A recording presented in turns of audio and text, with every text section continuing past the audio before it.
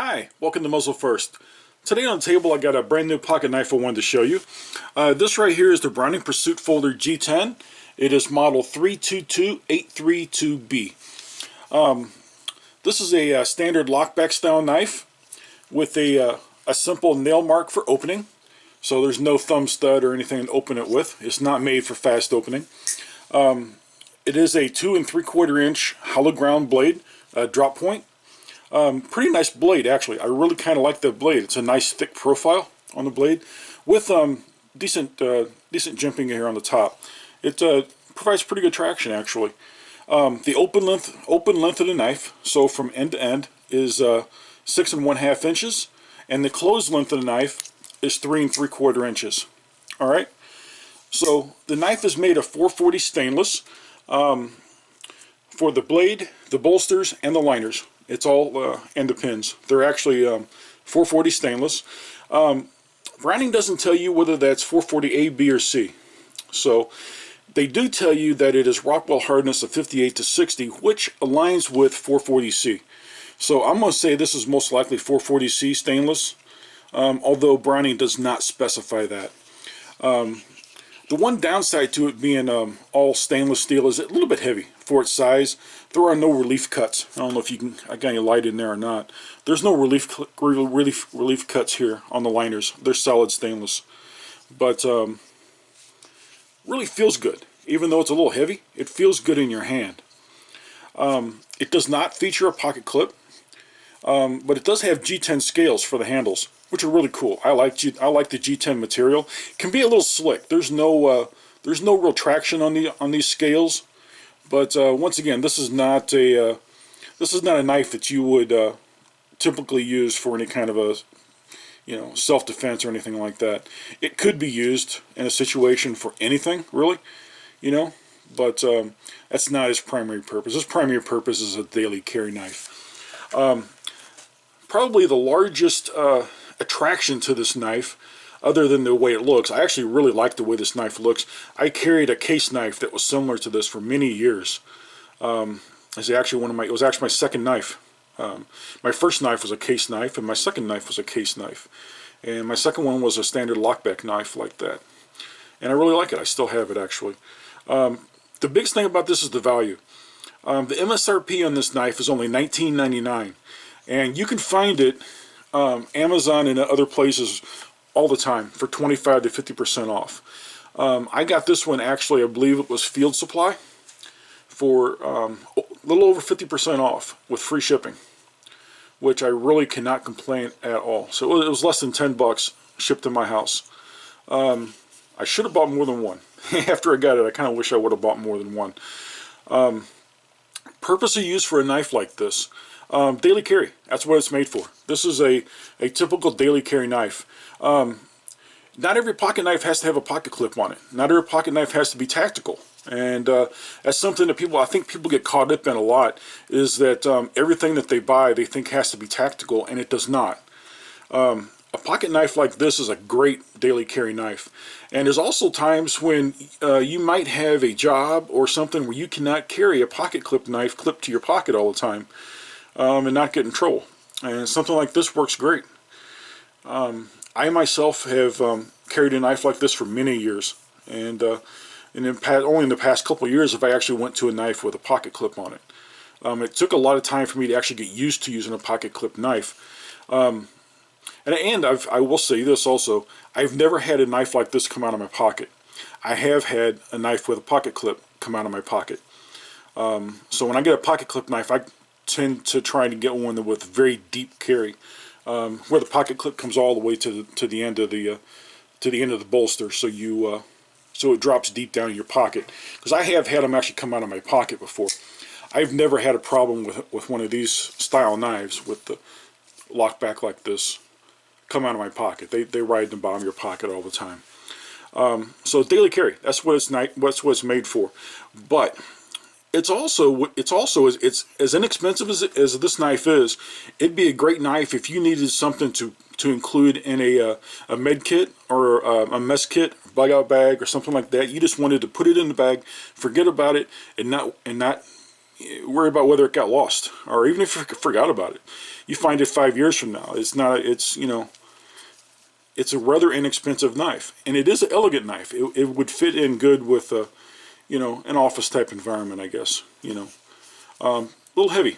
That's the one downside to being all stainless bolsters and liners and blade. And it is a rather thick profile on that blade as well.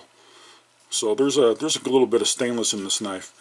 But it doesn't feel cheap. That is one thing I will tell you. It locks up nice and tight. There's really no movement in that blade. I mean, it's in there pretty. It locks up really good. It locks up really tight. The only place you really have traction is right here in the back of the blade, but you do have that little bit of traction there if you wanted to bear down on something. And the way that the handle shape, it does provide adequate grip for your finger, really, to lock in there. So that all's good. That all's good right there. It'd make a great utility knife. Just kind of a multi-purpose, general use knife. I wouldn't say this is the kind of knife you'd want to use for self-defense. Although, if you were put in a situation where you needed to use it for self-defense, and this is what you got, this is what you use.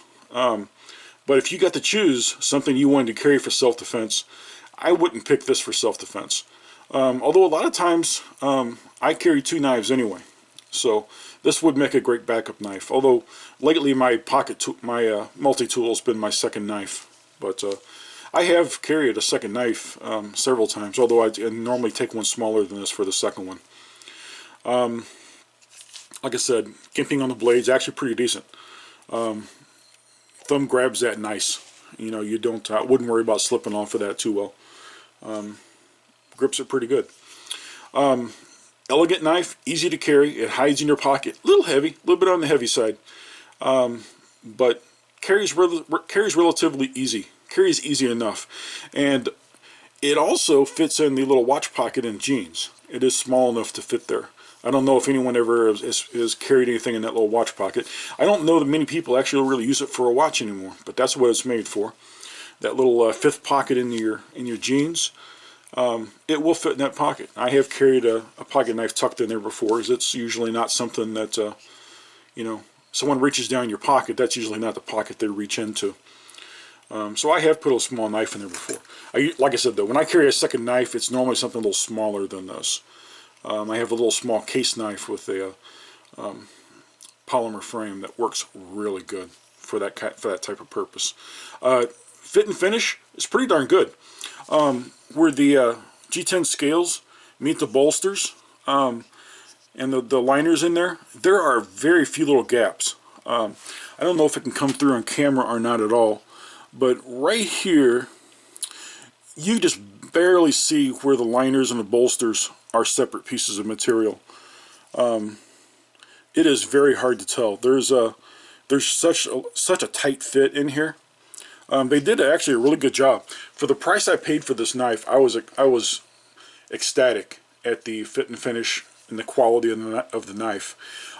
Centering of the blade is decent. I wouldn't say it's perfect, but I don't know if I can get that to come through on film or not. But it is just a little bit off to this side, but it's pretty good. Wouldn't really be any way really I know of to adjust that. Not with this type of knife. As this type of knife's not easily taken apart. You pretty much have to knock pins out of it, and at which point you probably never would get it back together the way it is. The factory edge was good. I was very impressed with it. It's exceedingly sharp, which is something I can say for Browning in general. The Browning knives that I've had, the edges on them have been good. I've not purchased the Browning knife, even cheap ones like this. And Browning has some, I will say, Browning has some very inexpensive knives on the market right now. And they have some knives that I don't think should be selling for anywhere near the price they're selling them for, as far as the quality of the knives. But you can pick them up really inexpensively right now. Spyderco was like that when they first came out. Spyderco knives were priced nothing like what they are right now. And now that they've got their name out there, they of course demand a better price.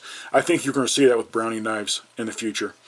They're going to, if the knife, typically the way Spyderco does also, if if the knife takes off, you'll see a version 2 come out with a slightly better grade of material on it for the blades.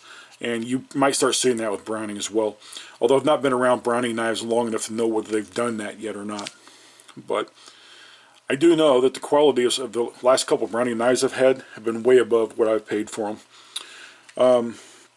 Like I said, very thick spine. Gives it a little extra weight, but that's a pretty strong blade. I don't know if I would pry anything with it, but that is a nice sturdy blade. I wouldn't worry about, you know, chipping that blade so much if I was cutting something with it. But you know, it's a relatively inexpensive knife, so if it did break, you just go buy another one. Even if you had to pay full price, I think this probably is worth the full MSRP. If you can get it for half, you know, 25% off, do it any day, all day long.